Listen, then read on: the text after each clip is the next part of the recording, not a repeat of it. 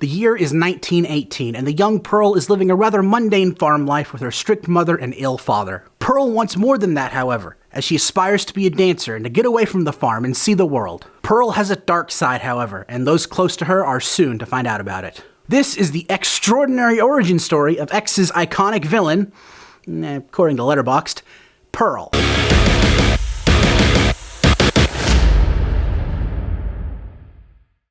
Pearl is a new A24 film directed by T. West. And yes, this is the prequel sequel that was advertised at the end of X, a film that was just released earlier this year. Man, I remember that review like it was yesterday. And X is a pretty entertaining slasher movie. It's creepy when it needs to be. I love the aesthetic of the film. I love the grindhouse feel that it was going for. And most of all, I thought it was funny. Like, I don't know if I'm just a psychopath, but I have to say I thought the film was funny. Jesus Christ, that mic was awful. Pearl is about the old hoe from X, and that isn't to be confused with an old hoe.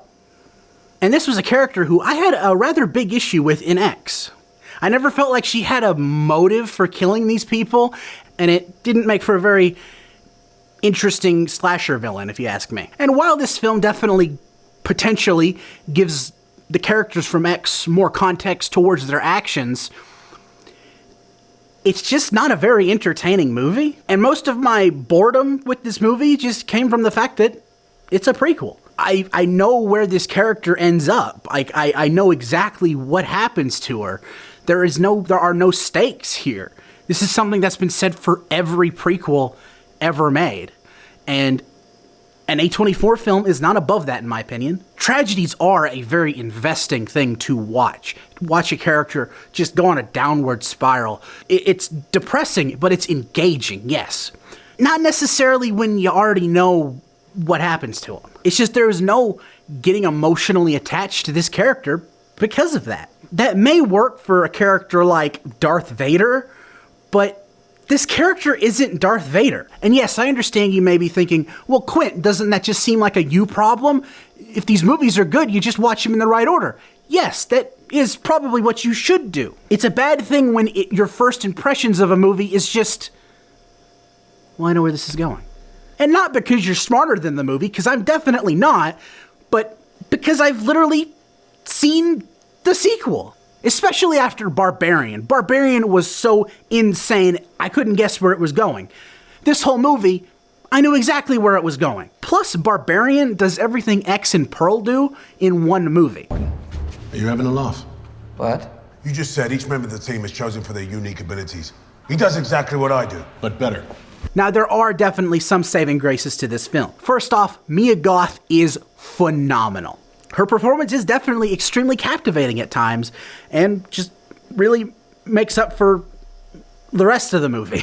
And also, the Techno-color 1930s film look and feel of the film is also solid. I thought it was very impressive. However, sometimes going 100% authentic with the sound hurts the movie, because there are a lot of moments where the characters are yelling that the sound design was not to my personal liking. It's great and authentic, yes, but wasn't feeling it.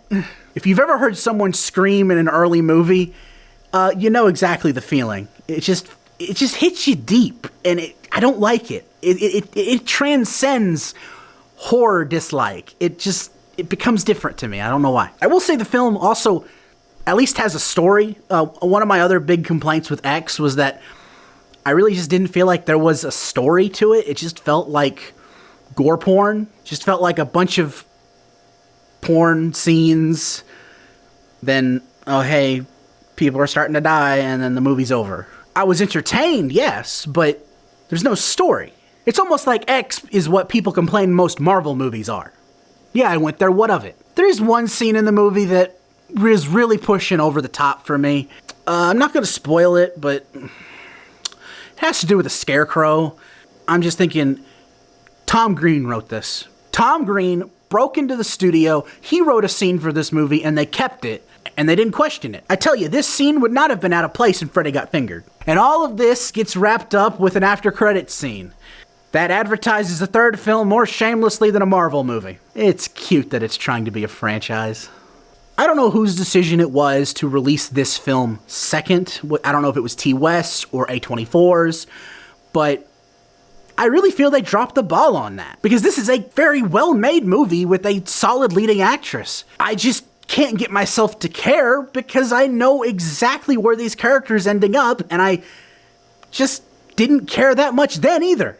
I also think releasing this film first would have made a great contrast in just style of film. Having the very bright and colorful Techno-color Pearl and then going into the very dour and dark X would have made a much better contrast, in my opinion. Is this movie objectively bad?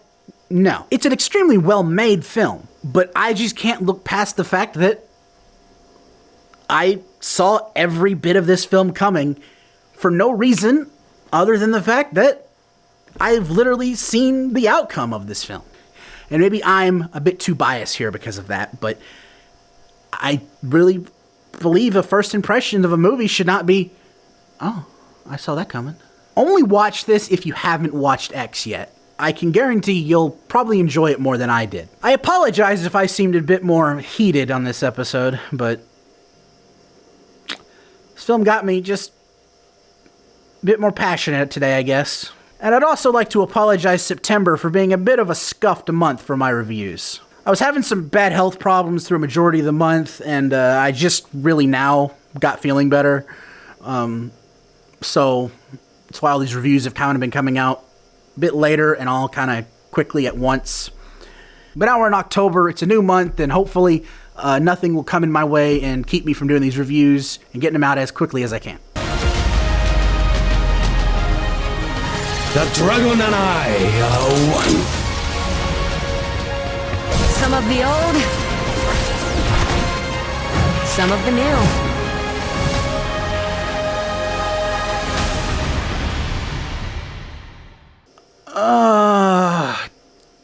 Damn it. Anyway, I hope you all enjoyed this review. And if you did, please consider hitting that like button. And if you want to see more, hit that subscribe button and ring that bell to be notified when my next review drops. Until next time, I'm Quint Dunaway, hoping you will keep it cinematic.